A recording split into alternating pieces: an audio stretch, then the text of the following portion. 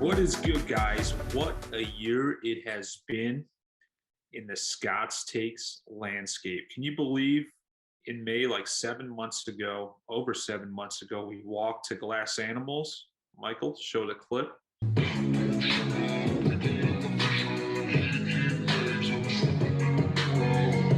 What a dumbass I was back then. And how far we have come.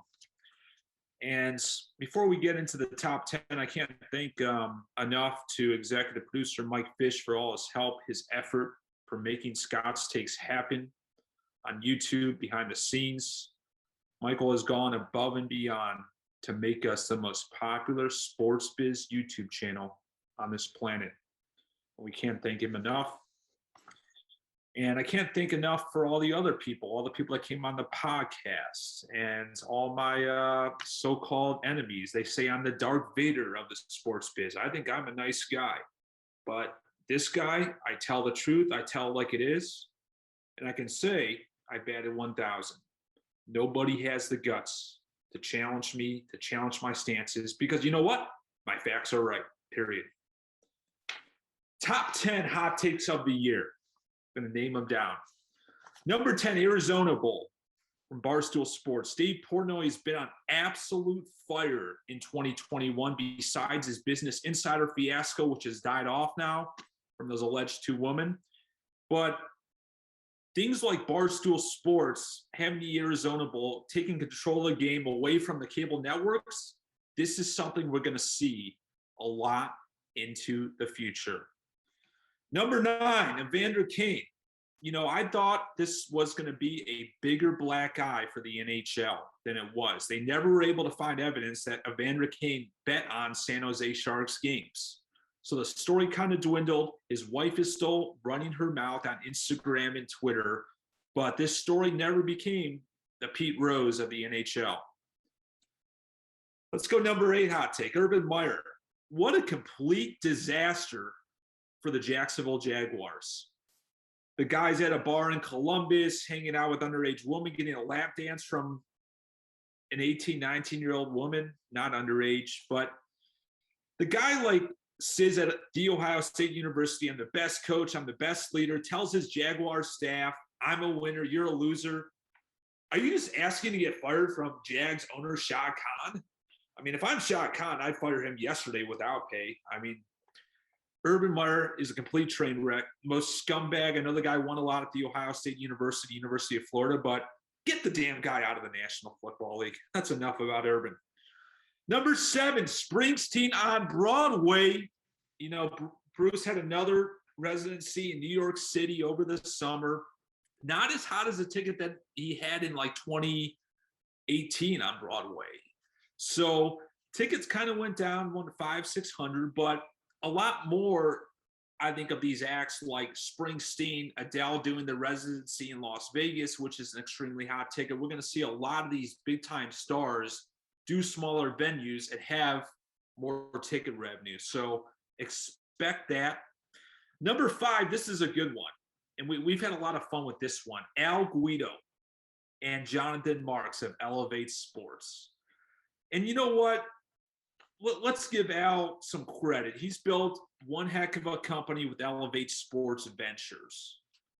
But when you talk about the overall ticketing ecosystem and him bringing on dynamic pricing partners with Jonathan Marks, the guy crashes markets intensely. If I had a beer right now with Jonathan Marks and Al Guido, we were talking head-to-head, I think he'd be smart. The guy's got a Cornell education, for heaven's sakes, that he would tell me, you know, straight up, I'm doing it for the money. I'm not doing it for the rights holders. I'm crashing their market so I sell more tickets, so Elevate has more market share. That's what he would tell me, I believe, if we had about 6 beers in him. The guy's a complete train wreck. I have no idea why anyone uses him. I have no idea why anyone in college athletics or pro teams use Elevate Sports dynamic pricing partners to price their tickets, because they just crash markets 99.9% of the time, period.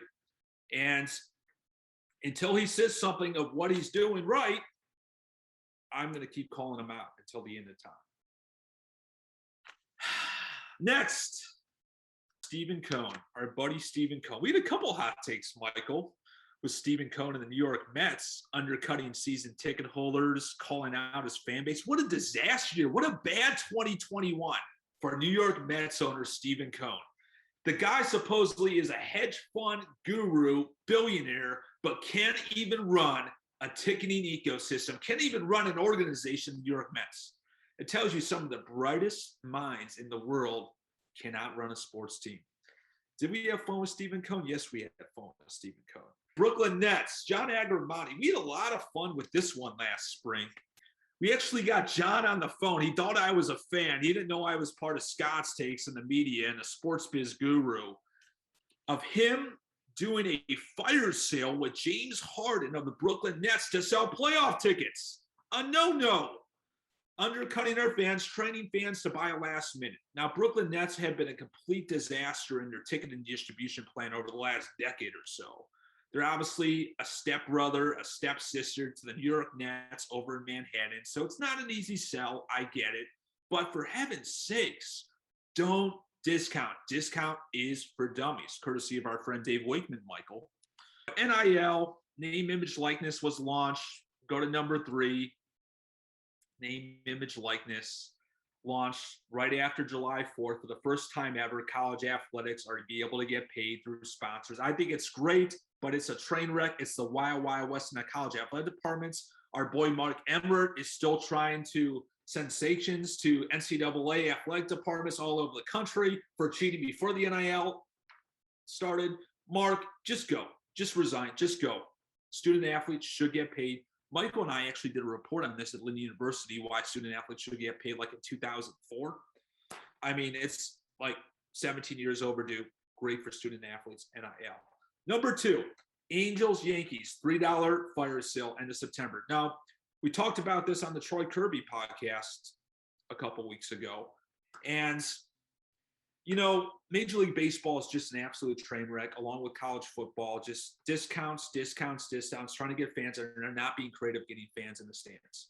And now they're on lockout. I really hope they don't play in 2022. I hope they stay on lockout so I don't have to see any baseball on TV in the background or anything.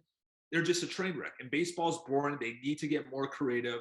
And they're just ruining their ecosystems. They're ruining fans forever. Drum roll for number 1. And this is our best line of work, our best content of the year, the Tennessee debacle. You know, this all started with the Super Regional where Tennessee promised fans that tickets would be available for the LSU series of the Super Regional. I called, I couldn't get through, and they just pissed off the entire Tennessee fan base. And they didn't have to do that. They could have just put the tickets online. They didn't say you're guaranteed to get tickets. Then I had the media guy, Soho guru, Brian Rice, come on and say, you know what, Scott, I have a sports administration degree in a master's degree in sports administration, and I know tickets more than anybody, and you're wrong.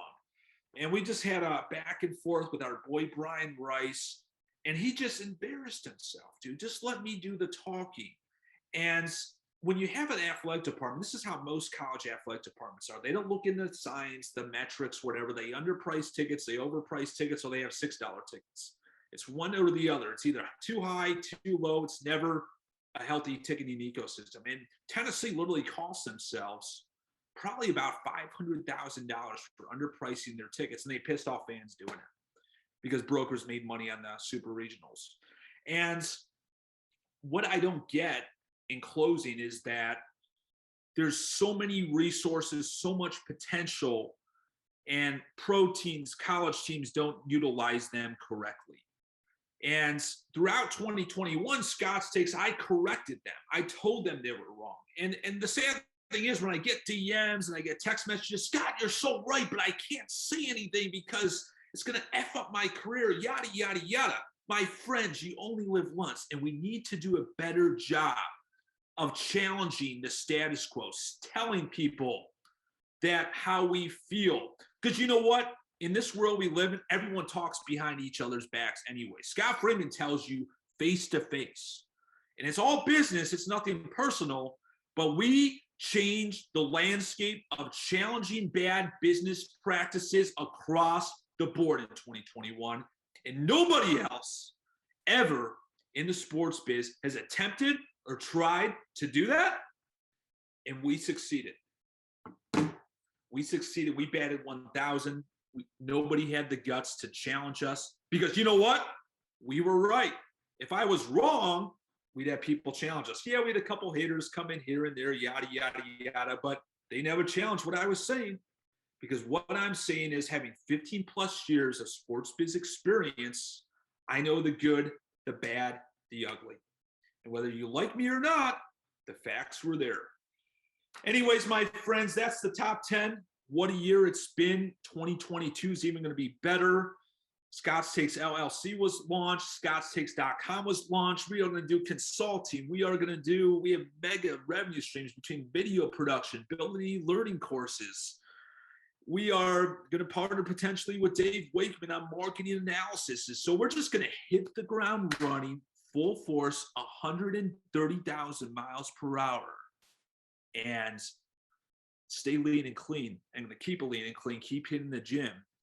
By the time spring rolls around, you're going to see me on GQ Magazine. Thank you, everyone who's tuned in, who's supported Scott's Takes in 2021. And we will see you back on YouTube in the new year in 2022. Stay lean and clean, friends. Merry Christmas and Happy New Year.